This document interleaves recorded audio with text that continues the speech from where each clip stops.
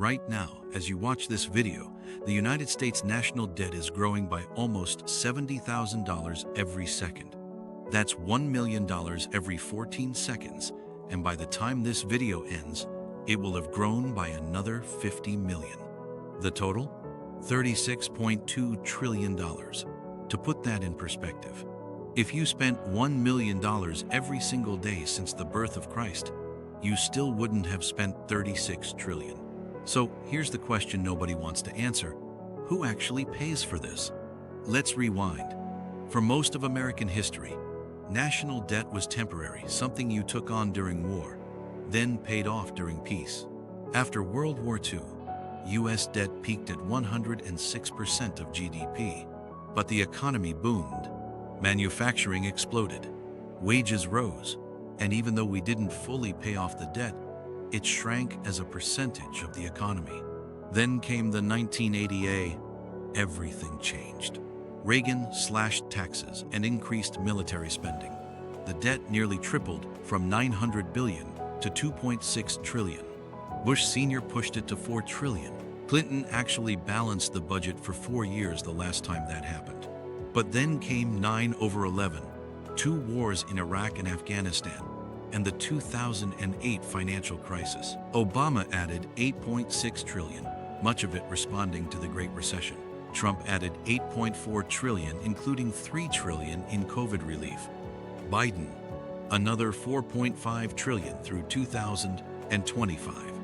Today, U.S. national debt stands at $36.2 trillion, about 124% of their GDP. That means the U.S. owes more debt than the entire economy produces in a year. And it's still growing. And this isn't just a number on a spreadsheet. This debt reshapes your entire economic reality. Let me show you how. So where does this 36 trillion actually come from? The answer is bonds. When the government needs money, it sells treasury bonds, essentially IOUs backed by the United States government. You give them 1,000 today. In 10 years, they give you back 1,000 plus interest, currently around 4 to 5%. Safe, reliable, backed by the full faith and credit of the United States. So who buys these bonds? About 23%, roughly 8.5 trillion, is owned by foreign countries. Japan holds 1.1 trillion. China holds about 770 billion, and they've been selling. The UK, Luxembourg, and others hold the rest. But here's the twist. 77% of U.S. debt is owned domestically. The Federal Reserve holds about 4.5 trillion. Mutual funds, pension funds, insurance companies, state governments, another 9 trillion. And then there's the intragovernmental debt, nearly $7 trillion the government technically owes to itself, mostly to Social Security and Medicare trust funds. Wait, the government owes itself money? Exactly. Here's how it works. Social Security collects more in payroll taxes than it pays out in benefits. That surplus doesn't sit in a vault somewhere. By law, it must be invested in special treasury bonds. The government takes that money and spends it on everything else: defense, education, infrastructure, and gives Social Security an IOU. Those IOUs are real legal obligations. The government must honor them. But when people say Social Security is going bankrupt, what they mean is the trust fund will run out of these bonds, and tax revenue alone won't cover all promised benefits. By 2033, just 8 years from now, the Social Security Old Age and Survivors Insurance Trust Fund will be depleted. At that point, incoming payroll taxes will only cover about 77% of promised benefits. That means either benefits get cut by 23%, or Congress raises taxes, or they borrow even more money. Which brings us to the real crisis. In fiscal year 2024, the U.S. paid $892 billion just in interest on the debt. That's more than we spent on veterans' benefits, transportation, and science combined. And by 2026, next month, that number crosses 1 trillion. For the first time in history, we'll spend more on interest than on national defense. Think about that. $1 trillion every year. going straight to bondholders, not building roads, not funding schools, not curing diseases, just of interest. And here's where it gets scary. As interest rates stay elevated, that cost explodes. By 2030, the Congressional Budget Office projects could be paying $1.4 trillion per year in interest alone. At that point, roughly 1 out of every 6 tax dollars you pay goes straight to interest payments. This is the beginning of what economists call a debt spiral. In a debt spiral, you borrow money to pay the interest on money you already borrowed. That creates more debt, which creates more interest. So you borrow even more. It's the same trap that destroys households and corporations. And once you're in it, there are really only 3 ways out. Option 1, default. Just refuse to pay. Greece tried this in 2015. Pensions got slashed by 40%. Banks shut down. ATMs went dark. The economy contracted by 25%. But Greece isn't the US. The dollar is the world's reserve currency. It's what global trade runs on. A US default would trigger global financial collapse, crash stock markets worldwide, and destroy retirement accounts across the planet. So that's essentially off the table. Option 2, inflate your way out. You print more money, which devalues your currency. Creditors get paid back in dollars that are worth less than when they lent them. This is what Weimar Germany did after World War I. By 1923, inflation hit billions of percent per month. A loaf of bread cost 200 billion marks. People burned money for heat because it was cheaper than buying firewood. The US won't go that far, but we've already seen a preview.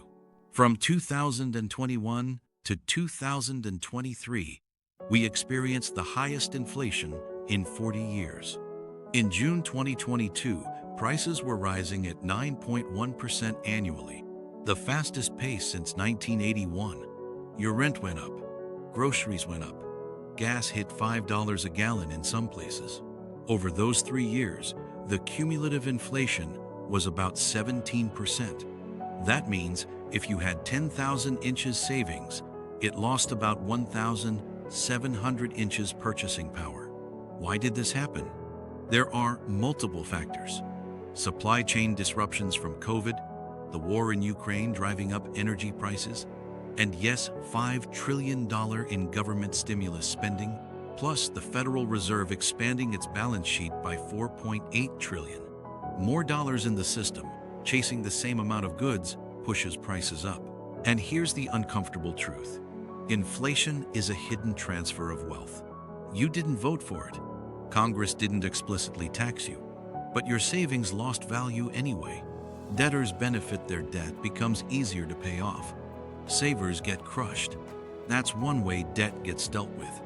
Option 3, austerity. Cut spending, raise taxes, slowly grind down the debt over years or decades. Countries like Ireland and Canada did this successfully in the 1992s and 2000s. But politically, it's brutal. No politician gets re-elected by cutting Social Security, raising your taxes, and slashing popular programs. So instead, we're stuck in gridlock. Republicans won't raise taxes. Democrats won't cut entitlements. And both parties keep adding to the debt whenever they're in power. We keep borrowing, keep spending, keep kicking the can down the road. But the road is running out. So what happens when the bill finally comes due? Here's the most likely scenario: not a sudden crash, but a slow squeeze.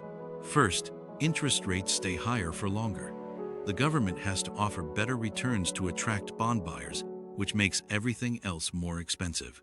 Your mortgage, your car loan, your credit card, all more costly. Second, the dollar gradually loses some of its dominance. Not overnight, but countries like China, Russia, and even allies start doing more trade in other currencies. When that happens, demand for US bonds softens.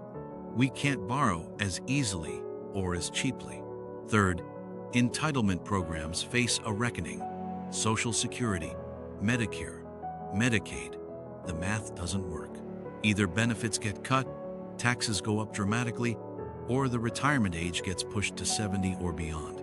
And fourth, this is the part that affects you most directly: economic growth slows.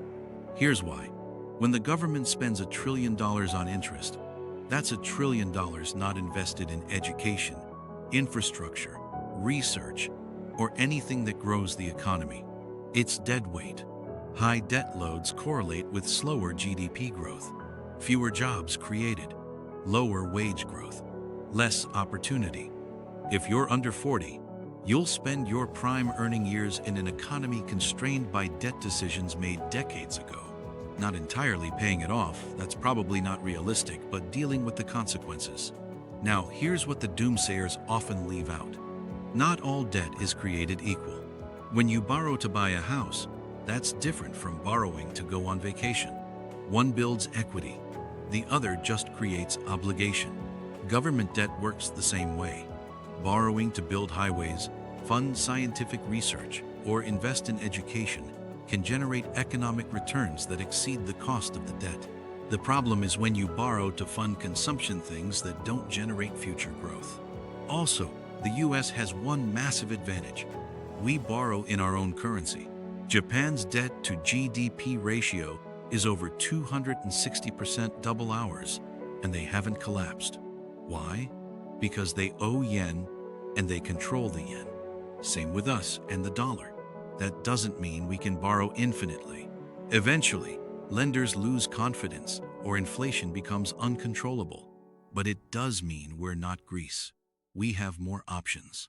The danger isn't an immediate apocalypse.